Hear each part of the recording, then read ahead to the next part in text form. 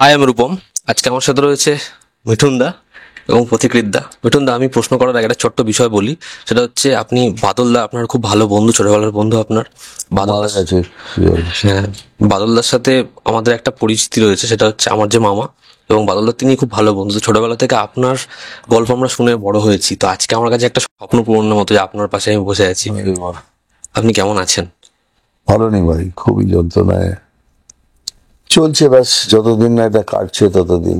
ততদিন তো সমস্যায়। আচ্ছা, আপনার ছবি আসছে শাস্ত্রী, এখন আমরা ট্রেলার দেখিনি।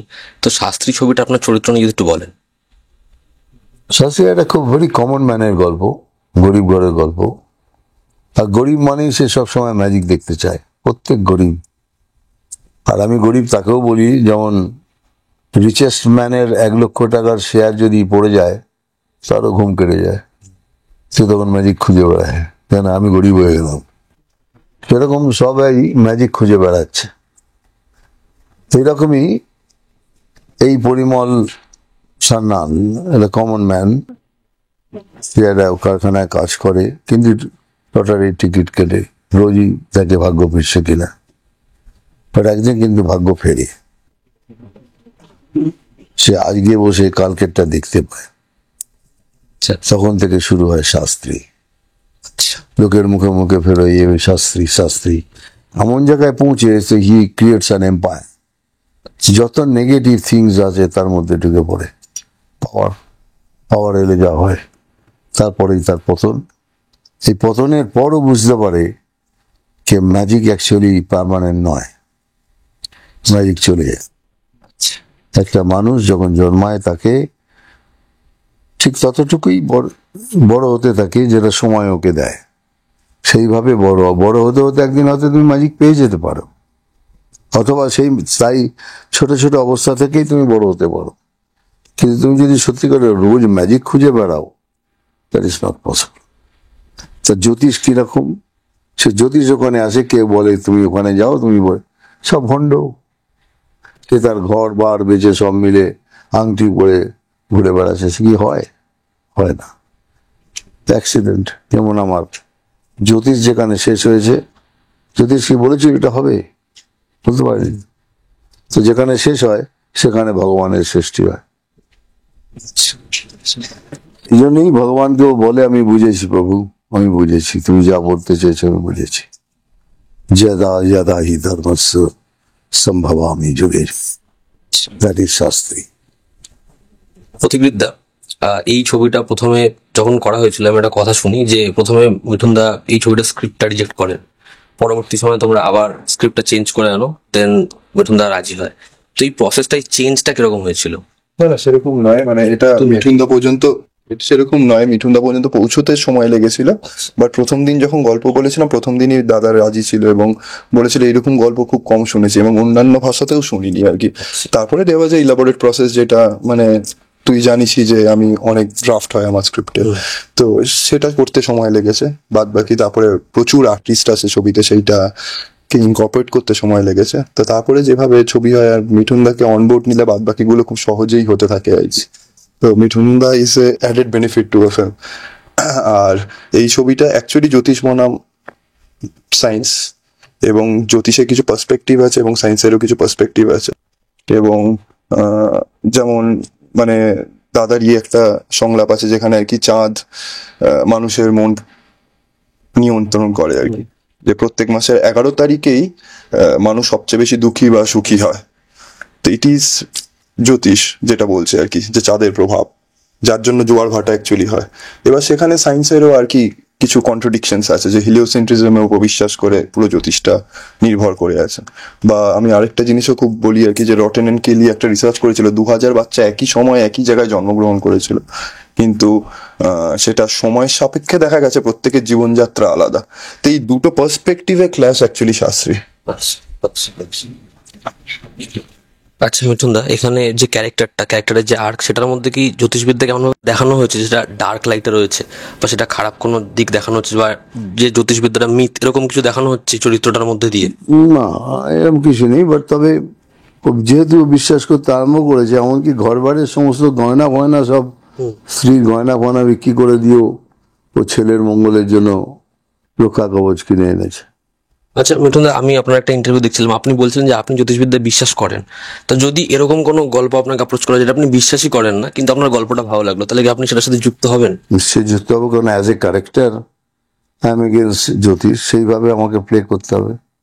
যেহেতু বিশ্বাস করি বলে ক্যারেক্টারটা করবো না, এরকম হতে পারে না। Because I am playing a character, তো ক্যারেক্টার করবো।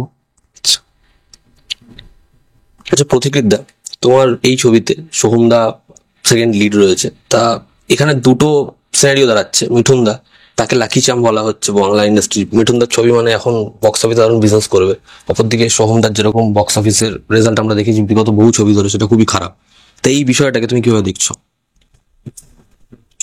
দেখো, সেটা নিয়ে আমি মানে কারো পাস্ট ট্র্যাক রেকর্ড নিয়ে বলবো না, কিন্তু Bittu da is a very good actor. মানে সে হয়তো সেরকম স্ক্রিপ্ট পায়নি, এবং এইখানে যে চরিত্রটাও একটা অ্যাস্ট্রোফিজিস্টের চরিত্র করছে, এবং সেখানে দাঁড়িয়ে যে অ্যাস্ট্রোফিজিক্সের যে পুরো সায়েন্সের যে পার্সপেক্টিভটা পুরো ও দিচ্ছে সিনেমাটায়। আর এই ছবিতে একটা ক্ল্যাশও ক্রিয়েট হচ্ছে কনস্ট্যান্টলি। তো আমার গল্পটার ওপর খুব আশাবাদী আমি, এবং এটা খুব একটা মানে সাধারণ মানুষের জীবনযাত্রার গল্প, প্রত্যেকটা মানুষ রিলেট করতে পারবে। মানে আমার মাও এইগুলো পড়িয়েছিল আর কি ছোটবেলায়। তো প্রত্যেকটা মানুষের জীবন, একটা মানুষের ফ্রম, আর এটা মিঠুনদার সাথে কেন বেশি রিলেটেবল, কারণ মানে একটা মানুষ ফ্রম জিরো টু এভরিথিং, মানে এখানেও সেই চরিত্রটা মানে খুবই মানে একটা জীবনযাত্রা, যেখানে আর কি একটা মানুষ মানে কিচ্ছু নেই, সর্বস্ব মানে হারিয়ে ফেলেছে, সেখান থেকে একটা মানুষের উত্থানের গল্প, এবং সেখান থেকে তার পতনও হয়। তো এটা একটা মানে খুবই নর্মাল মানুষের গল্প আর কি। আশা করছি যে যারা যারা এই ছবিটা দেখবে পুজোতে, তারাই নিজেদের সাথে রিলেট করতে পারবে গল্পটার সাথে। আর তবে তুমি যেটা বললে কি মিঠুন দা মানে লাকি চাম, আমি এটা মানি না, সব বাজে কথা। লাকি চাম বালি চাম কিছু না, কি গল্প ভালো হলে চলবে, নইলে চলবে না। আচ্ছা, আমার বিশ্বাস যে যত বড়ই অভিনেতা হোক না কেন, আচ্ছা screen play has to be good. আচ্ছা আচ্ছা মিঠুন দা, আমি আপনার একটা পুরোনো ইন্টারভিউ দেখছিলাম 1987 এর। আপনি সেখানে বলছিলেন যে ওই মেয়েটার সাথে, হ্যাঁ, আরে বাপরে, ও কত মিলিয়ন হিট করে গেছে, কেন করেছে জানি না। আমি ওই মেয়েটি, কানাডার মেয়ে, আমার পেছনে এমন পড়েছিল, সে আমাকে পাগল করে দিয়েছিল। আলটিমেটলি আমি বললাম ঠিক আছে আসুন, আপনাকে ইন্টারভিউ দিচ্ছি, দেখুন। তার মধ্যে আমি চুল পরে, হ্যাঁ বলুন কি হয়েছে, কি হয়েছে, না ডেস্টিনি, তাহলে ভাগ্য কি ছিল না, সব ছোট ছোট ছোট আনসার। যে বইটা এত বড় হিট হয়ে গেছে, মিলিয়ন হিট হয়ে গেছে, আজ আর কেউ না, ওই মেয়েটা তো কামাচ্ছে। যাকে আজকে এত বছর পর আপনার কোনটা মনে হয় যে মানে ডেস্টিনি, ডেস্টিনি এখনো মনে হয় সেটাতেই? দেখো ডেস্টিনি তোমাকে সুযোগ করে দেবে, তারপরে তোমার কর্ম স্টার্ট। তোমার এই ট্যালেন্ট, হার্ডওয়ার্ক কোথায় ইউজ করবে যদি তুমি সুযোগই না পাও? তো ডেস্টিনি তোমাকে সুযোগটা করে দেবে। দ্যাট ইজ, এইখানে জ্যোতিষ বলে জ্যোতিষ করে দিয়েছে, আমি বলবো হ্যাঁ, জ্যোতিষ বলে দেবে, করতে পারবে না। তোমার এই সময় এই সুযোগটা আসবে, সুযোগ আসলে পরেই তোমার এই হার্ডওয়ার্ক, তোমার ট্যালেন্ট সব কাজে আসবে। না, আমার হার্ডওয়ার্ক আমাকে করেছে, কী করে করেছেন, সেই সুযোগ না পান। আচ্ছা প্রতীকবিদ্যা, তোমাদের এই ছবিটা যখন আসছে, সঙ্গে আরো দুটো বাংলা ছবি রয়েছে, হিন্দি ছবি আরো দুটো রয়েছে, আর জোকার রয়েছে, এত অ্যান্টিসিপেটেড একটা ভেটাইয়া রয়েছে, তো এতগুলো ছবি রয়েছে একসাথে, তো এই ক্লাসটাকে তুমি কিভাবে দেখছো পুজোর সময়? প্রথম কথা হচ্ছে, পুজোর সময় বাঙালিরা আমার মনে হয় যে তারা হলে যায় এবং বাংলা ছবিই দেখে। মানে যদি পশ্চিমবঙ্গ দেখি, আমি জানি হিন্দি ছবি আর যে জোকার এগুলো তো মানুষ দেখবেই, কিন্তু আমার বক্তব্য হচ্ছে বাংলায় বাংলা ছবি দেখার জন্য মানুষ পুজোর সময় বেরোয়। এবং শাস্ত্রী খুব পারিবারিক একটা ছবি, আমার মনে হয় প্রত্যেকটা, it's a family audience film. এটা ছাড়াও এর ভেতর অনেক সোশ্যাল, পলিটিক্যাল, ইকোনমিক স্ট্যাটাসের মেসেজ আছে, অনেক কিছুই আছে যেগুলো হিডেন আছে। আমি ট্রেলার আসেনি বলে এখনো কিছু বলতে পারছি না, বাট আমার মনে হয় যে যারা যারা ছবি দেখার জন্য বেরোবে তাদের ভেতর প্রায়োরিটি লিস্টে শাস্ত্রী থাকা উচিত। এবং যারা যারা ছবিটা দেখবে আমার আশা করি ভালো লাগবে। এবং এটা ছাড়াও যে দুটো ছবি বেরোচ্ছে তাদেরকেও মানে তাদের ছবিটাও আমার মনে হয় যে হলে যখন মানুষ পুজোর সময় হলমুখী হবে, তিনটে ছবি মানুষ একইভাবে দেখবে। আমরা বাঙালিরা ডি মিস করছি তোমার থেকে বহুদিন। এক হচ্ছে ডান্স, বাংলা ডান্সে তোমাকে জাজ হিসেবে দেখতে, এবং দুই তোমার ডায়ালগস, বহুদিন আমরা সে তোমার ডায়ালগ দেখবে একটু একটু, আচ্ছা একটু একটু আছে। আর ডান্স বাংলা ডান্স আবার শুরু হচ্ছে। তুমি আছো আবার? হ্যাঁ, ওই এখন অব্দি ডেট তো তাই দিয়েছে, আচ্ছা নেক্সট ইয়ার বিগিনিং থেকে। আচ্ছা, যেটা আমার জিজ্ঞাসা ছিল সেটা হচ্ছে যে আমরা রিসেন্ট টাইমসে শুনি যে ফাটাকেষ্ট ছবিতে আমরা মিঠুনদাকে দেখতে পাবো, তারপর শোনা গেলো পুরোপুরি রিউমার। তা যেরকম ভাবে রজনীকান্ত বা চিরঞ্জীবী তারা এখনো অ্যাকশন ফিল্ম করে, আমরা কি এখানে এখন এটা পসিবল যে তোমাকে একটা বাংলা অ্যাকশন?